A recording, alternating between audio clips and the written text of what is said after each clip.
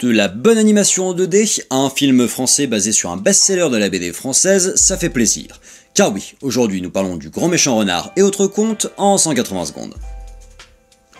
Réalisé par Benjamin Renner et Patrick Imbert, sorti le 21 juin 2017, c'est 3 contes dans une ferme peuplée d'animaux loufoques, parmi lesquels un lapin qui fait la cigogne, un renard qui se prend pour une poule, et un canard qui va remplacer le Père Noël.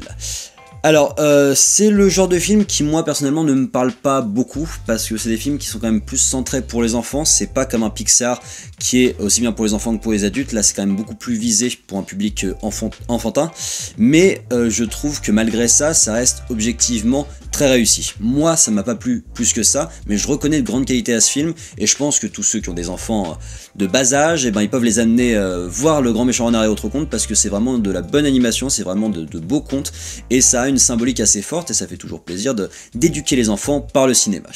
Donc le film, c'est, comme je vous le disais dans le synopsis, une succession de fables qui sont liées par l'excuse d'une pièce de théâtre. Les différents animaux font une pièce de théâtre dans laquelle sont joués les 3 contes en question.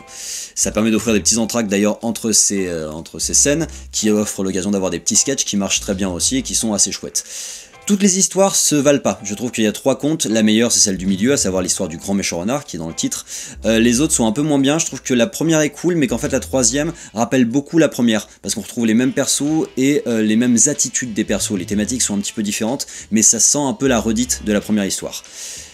À côté de ça, je trouve que les histoires sont fortes, aussi bien en humour qu'en symbolique, que les dialogues sont vraiment cool, il y a vraiment une identité des dialogues, comme c'est souvent le cas dans des bonnes adaptations françaises. J'entends par là Last Man, qui a une façon de parler très différente de Kaamelott ou de HeroCorp, qui ont chacun leur manière de dialoguer, et qui donnent vraiment de la saveur à l'intrigue, et de la saveur aux vannes qui sont balancées comme ça, et comme je vous le disais, je trouve que c'est fort et riche en symbolique et en métaphore. C'est pas simpliste en plus, on aborde des questions larges, comme le lâcher prise face aux responsabilités, la stigmatisation de la société, l'apprentissage par l'erreur, ce genre de questions qui sont plutôt bien amenées et qui sont amenées de manière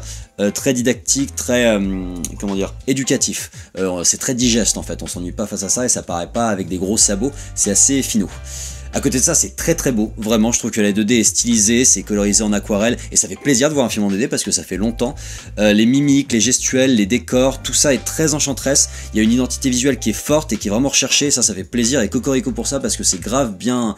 adapté. La BD était déjà très belle, mais en film d'animation c'est encore plus beau. Je trouve que les doublages sont très réussis, je vous parlais du succès des dialogues, mais il n'y a pas que les dialogues qui sont réussis, c'est aussi parce qu'ils sont bien dits que c'est réussi. Pourtant il n'y a pas de grand nom du doublage, si on accepte Christophe Lemoine qui fait une petite apparition, aka Cartman, mais ils font vraiment le taf, c'est vraiment convaincant, et comme je vous disais, l'identité des dialogues est aussi assurée par cette richesse de formulation et d'échanges qui sont très bien dites par les comédiens de doublage.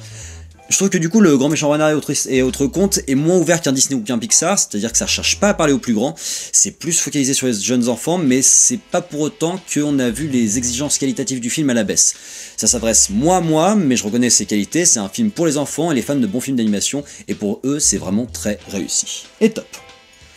J'ai un peu dépassé, je ne sais pas ce qui m'arrive en ce moment. Je vous invite à liker, commenter, vous abonner, à me dire ce que vous avez pensé de ce film qui sort tout juste aujourd'hui. Je l'ai vu pendant la journée des enfants, Dieu merci, j'ai pas eu des enfants pour m'embêter. Mais après, je suis allé voir Cars 3 que j'ai beaucoup moins aimé, et vous découvrirez mon avis dans une prochaine critique qui sortira très prochainement. Et puis je vous donne rendez-vous à très bientôt sur la chaîne YouTube de Popcast pour d'autres critiques ciné en 180 secondes.